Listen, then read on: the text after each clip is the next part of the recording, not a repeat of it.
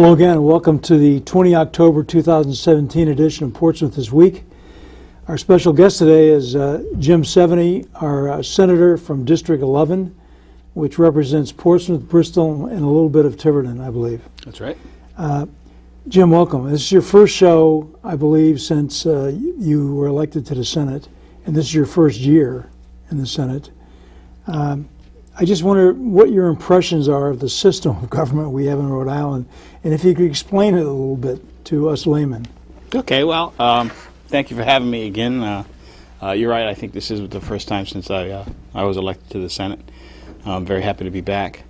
The form of government, I mean, we are like the federal government. We're a bicameral assembly. We have a House of Representatives and a Senate. There are 38 senators, 75 representatives in the House. The General Assembly meets. It's a part-time General Assembly. We meet from the first Tuesday in January through the end of June, unless, like this past year, unless we can't get a budget done, in which case we keep meeting and keep working on it until we do. This particular year, we passed the budget on September 19th. That was our last official session where both houses met and passed bills. Okay, now explain to me what you guys do when you're called into session. Okay. The sessions are Tuesday, Wednesday, and Thursday every week. Like I said, beginning in January, and we don't adjourn until we have a budget. That's normally the last big piece of legislation that gets done. So when you go to work up there, show up by 4 o'clock. The very first thing that happens is there's a bell that rings when the Senate and the House. There's a bell for each house, and when the leadership is ready to begin the session, you begin with the floor session. So everyone is gathered in the chamber. It's everyone. Everyone. Okay. So all 38 senators, all 75 representatives gather in their respective chambers at or around 4 o'clock, and that's where we. The first thing we do is we go through all the normal business, approving previous journals from previous sessions, any legislature that has gone through the committee process and has been approved to go to the Senate floor for a vote. It's brought up, it's on the agenda, and we vote for legislation. Now this is the whole group. Okay. The whole group. It starts at 4 o'clock.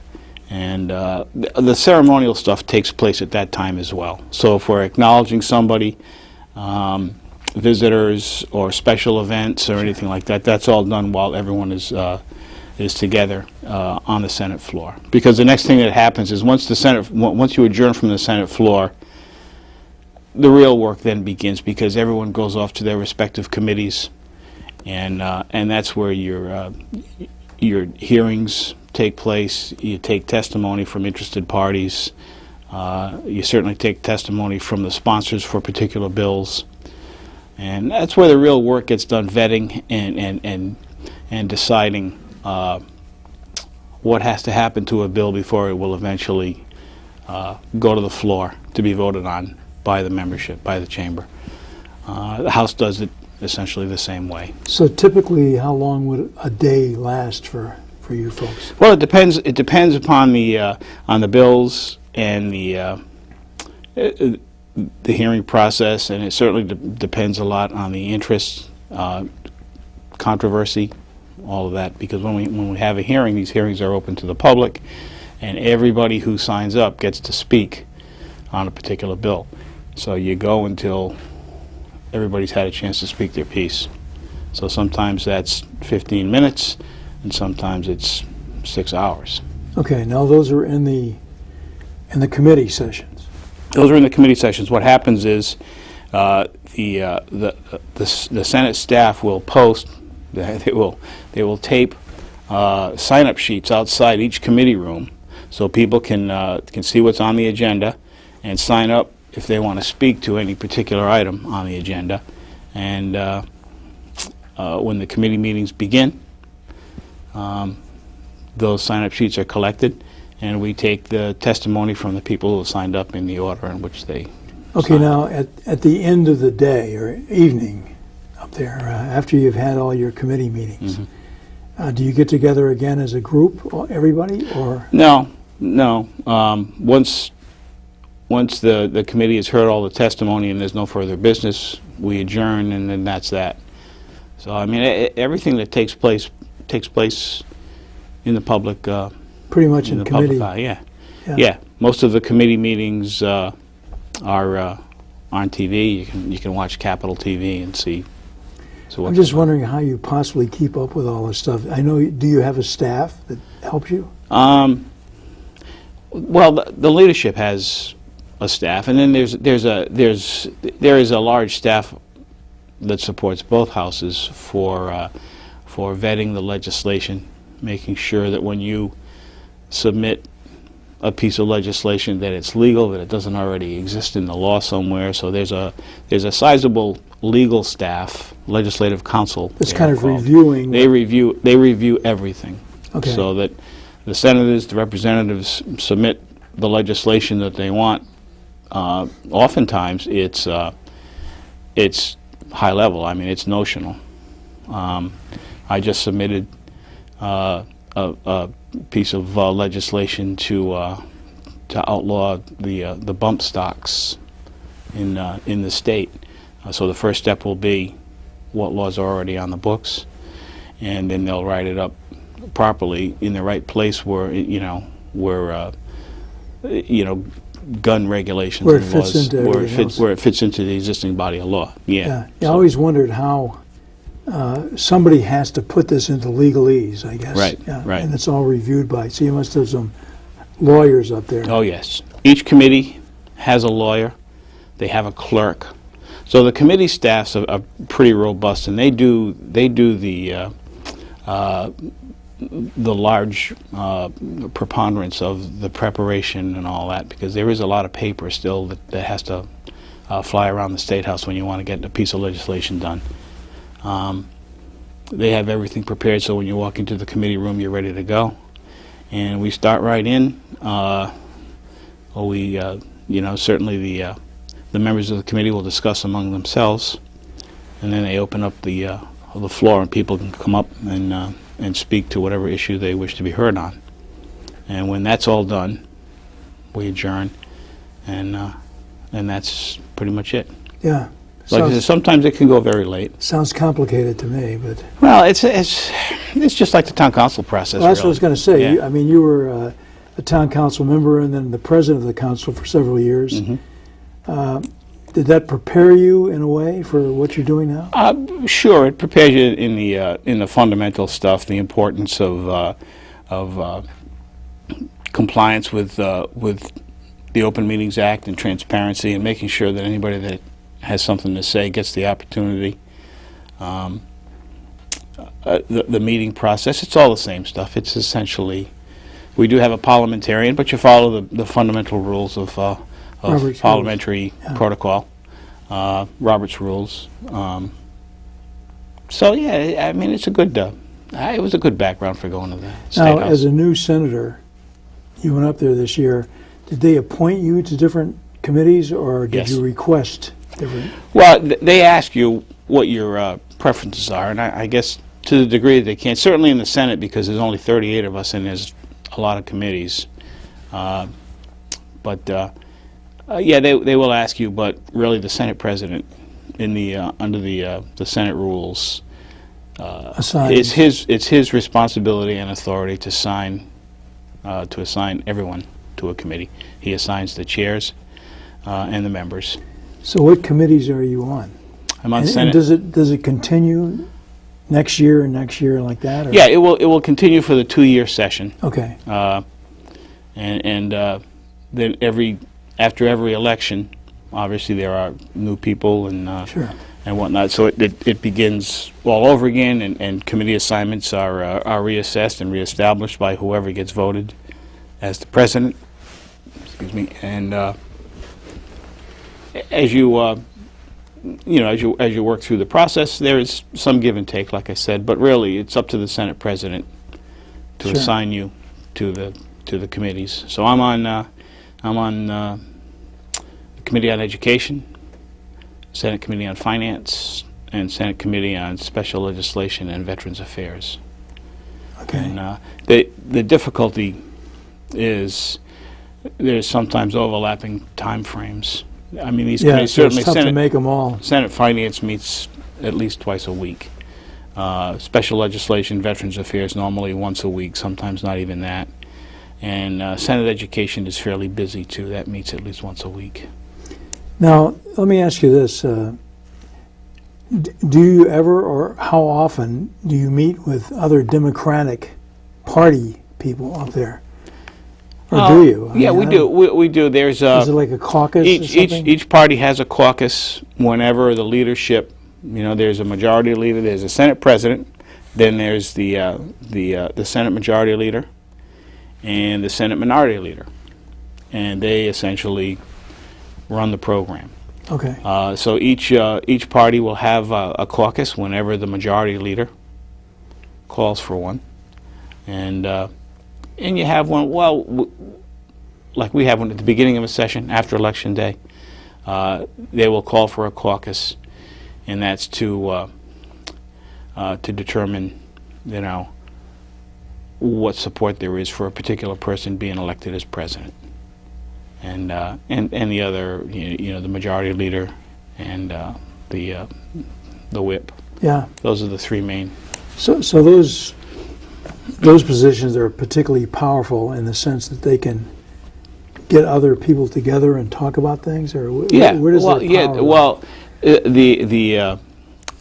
the leadership power comes in the fact that they're the ones who establish who's going to be on what committee and who is going to chair those committees.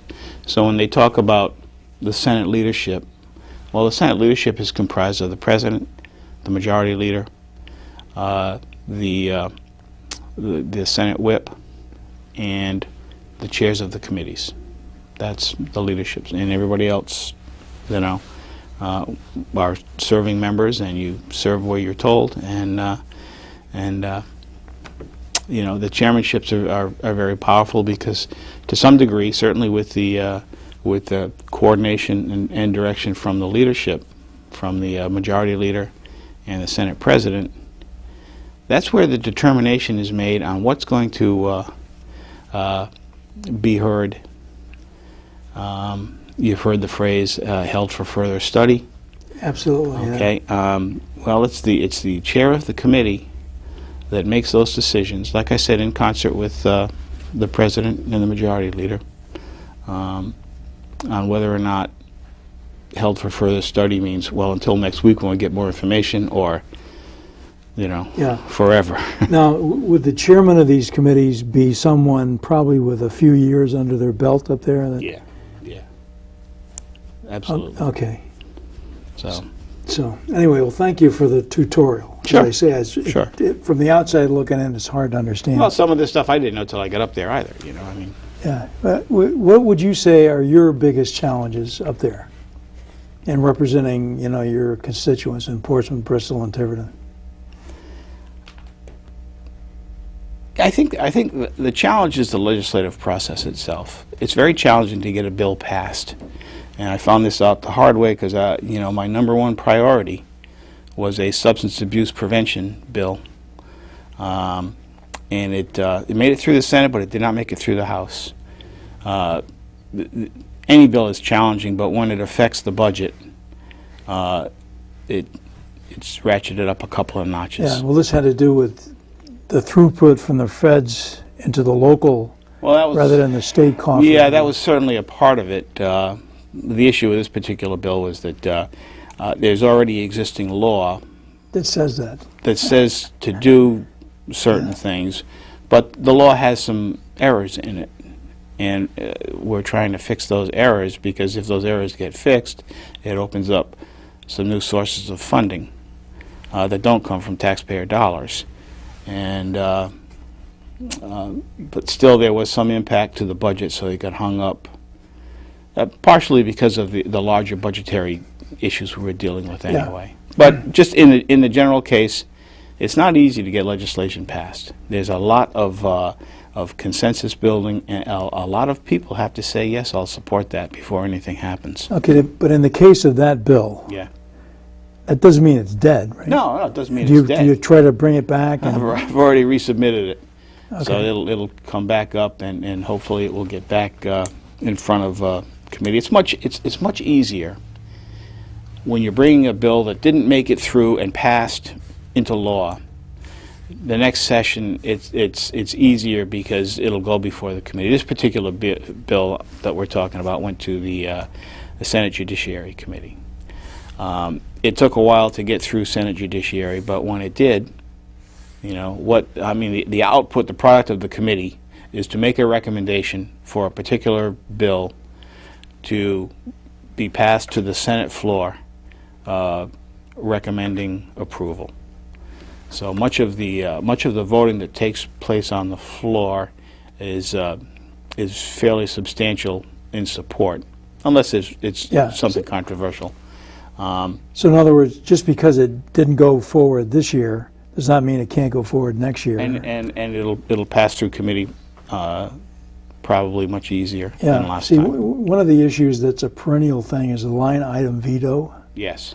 And that keeps getting pushed off for further study too, but everybody kind of feels in the public at least that that's like saying, nah, we're not going to mess with that. Well, there's some of that. But a lot of it is, when you say line item veto, what exactly does that mean? Because it can mean a lot of things. Sure. So they do have a group that's put together. That was, I think, legislation that just passed this last session, that they're gonna look at how would you do something like that. I mean, there's give and take, because who controls the budget obviously is the power source in the state. And certainly It all comes down to money. well, Senate and House leadership, the General Assembly owns the budget. Yeah. The governor is required to deliver a proposed budget at the end of January, but it's the House and the Senate that have the say on what's actually in it. And the line item veto, I think it's a good thing. I will certainly support it. But once again, there needs to be a clear definition of what that means. Sure, and I think a lot of other states have it, and there are probably plenty of examples to look at. There are. And guess what? Most of them are different from each other. Yeah. So there's lots of ways to go with it. Yeah, understood. Okay, so that's not necessarily a death knell for that then. No, It's still no, it's possibly- not. I mean, the place does respond to public Yeah, there pressure. is public support for that, I think. Well, yeah. Let me ask you about a couple more different issues now, just issues. One of the ones I think that's probably a big one, and I'm not exactly clear on what our legislature does about that, but that's health care. People are trying to come up with a one-payer, single-payer, government-paid health care, Right. which makes a lot of sense, but when I see people trying to do this in the state, I mean, is there some way, like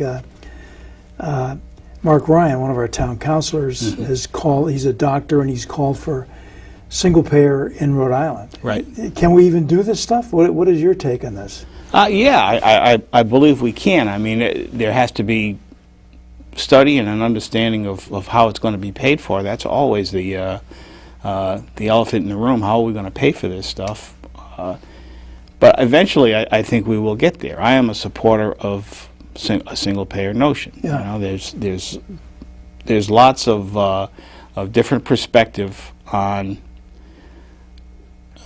what does an American citizen deserve in terms of health care. Yeah. And I believe that health care is a basic human right. It's like there are certain things that you must have and you must pay for, and they're expensive. One of them, I think, is an education system. Another one is our national defense, and I believe the healthcare system is one as well. Yeah, it's just difficult right now because looking at what's going on in Washington, Yeah. and we really don't know exactly how that's going to affect everybody up here in Rhode Island. Part of the problem is they don't really know either.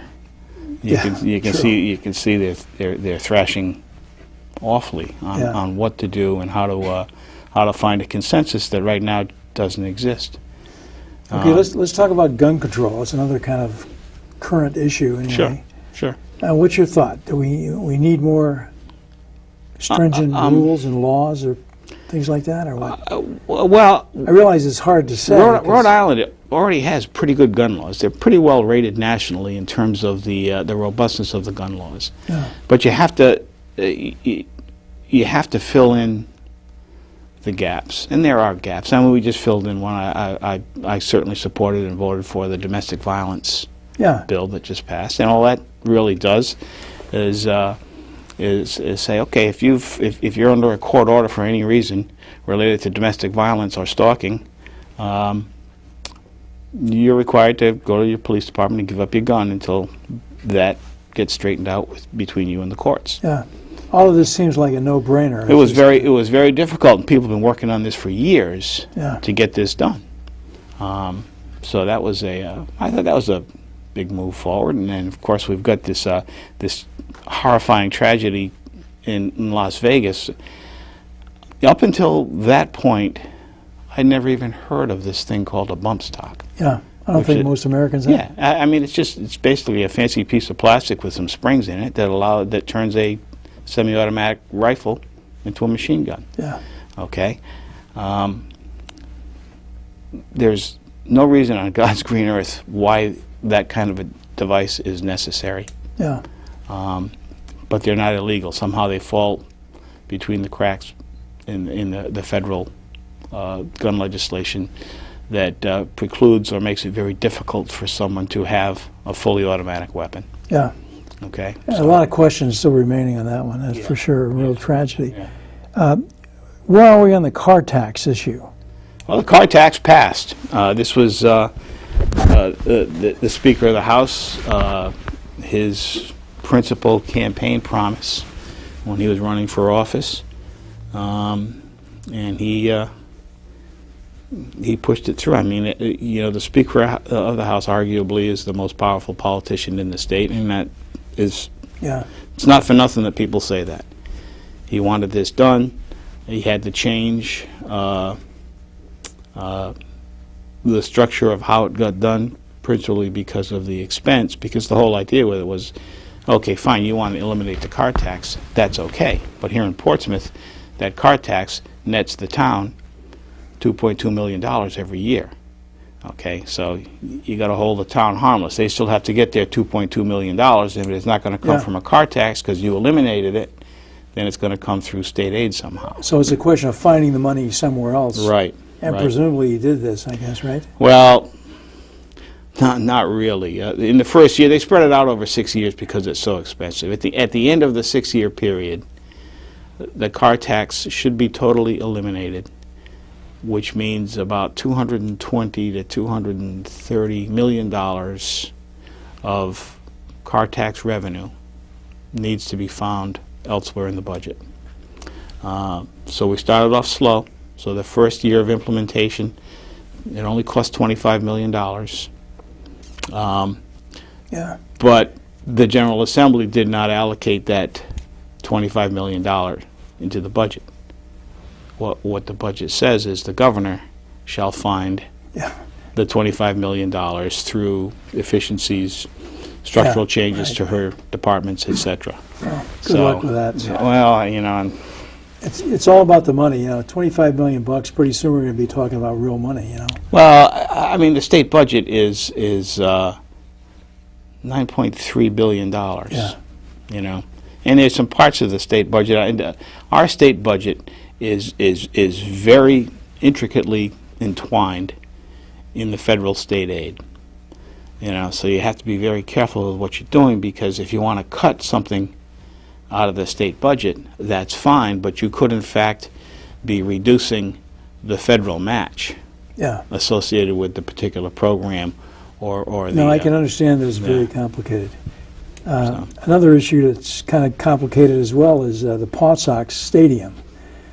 Everybody loves to have the Paw Sox here in Rhode Island. Right. They're kind of like a long-time tradition here. Right.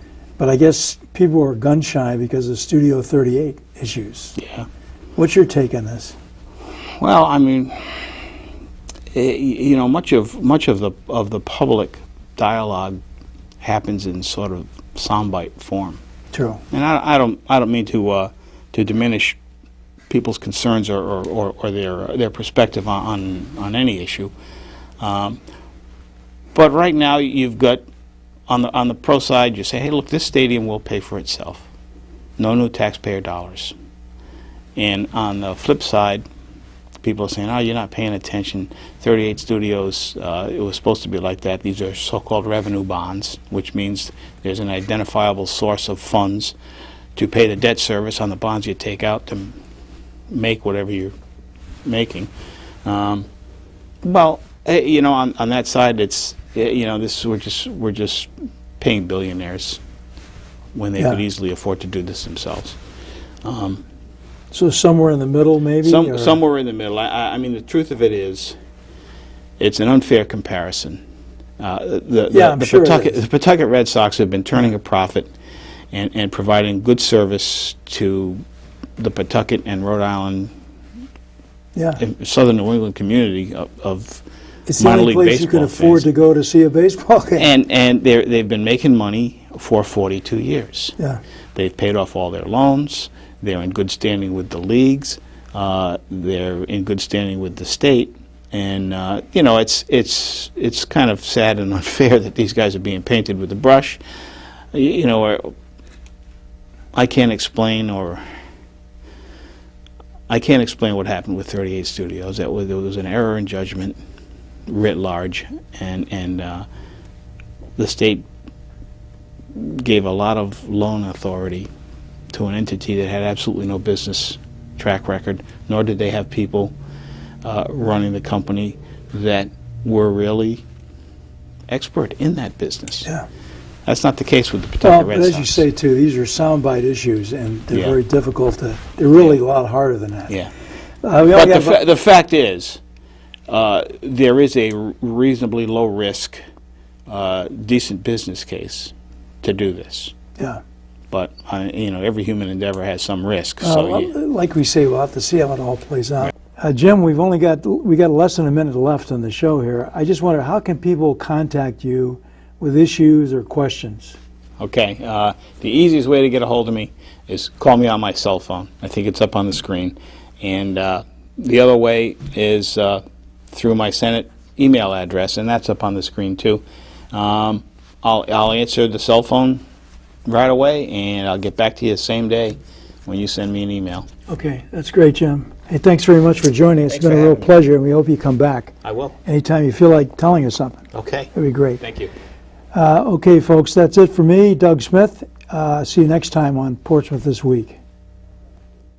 The Portsmouth Historical Society would like to invite you to a Christmas concert on December 8th, 2017 at St. Barnabas Church. The Newport Navy Choristers, under the direction of Laurie McDowell, will present Christmas in Song, and the proceeds will all go to benefit the Portsmouth Historical Society. This is going to be a great community event. For more information, please go to the Historical Society website at www.portsmouthhistorical.org. Thank you.